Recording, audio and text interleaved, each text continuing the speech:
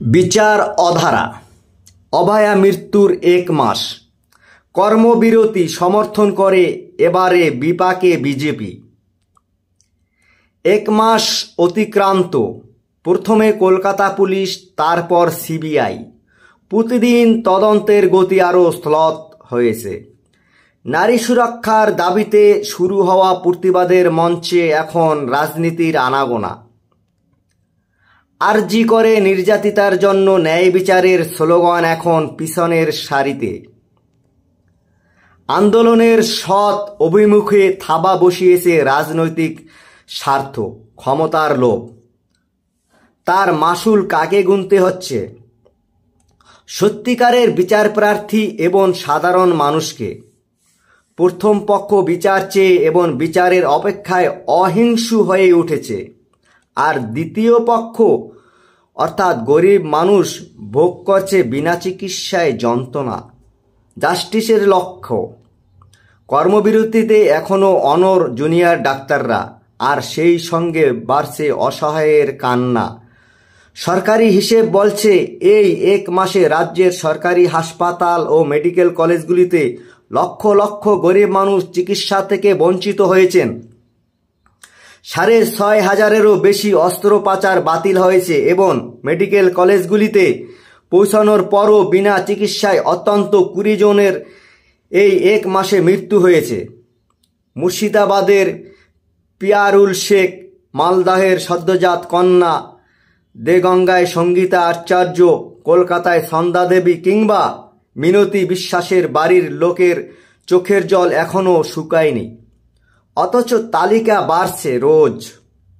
লালবাজার সূত্রের প্রথম থেকেই বলা হয়েছে, মানুষের আড়ালে শহুরে নকশালদের বড় ভূমিকা রয়েছে, কিন্তু ইন্ধন সেখানেই শেষ হয়নি। গত 2 সপ্তাহের এই আন্দোলনের মুখে কালি মাখতে প্রত্যক্ষভাবে অনুপ্রবেশ ঘটাচ্ছে বাম ও বিজেপির। এই অবস্থান যে দিল্লির শাসকের পক্ষেও খুব সুবিধাজনক হয়নি তার প্রমাণ মিলেছে এখন। কারণ খোদ কেন্দ্রীয় নেতৃত্বের তরফ থেকে বঙ্গ বিজেপির নেতাদের কাছে বার্তা এসে গিয়েছে, রাজ্য সরকারের বিরোধিতা চলতে পারে, কিন্তু ডাক্তারদের কর্মবিরতিকে সমর্থন করা যাবে না। এতে সাধারণ মানুষ ক্ষেপে উঠেছে। রাজ্যের বিরাট সংখ্যক আম জনতার মধ্যে একটা ধারণা দ্বন্দ্বমূল হয়ে উঠেছে, রাজনীতির জন্যই অভয়ার বিচার পেতে দেরি হচ্ছে, আর তার ফল ভুগতে হচ্ছে মানুষকে।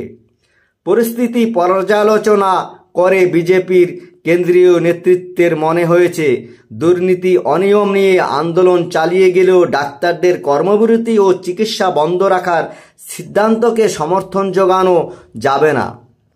এই ইস্যুতে তাদের তরফ থেকে বিরক্তিও প্রকাশ করা হয়েছে।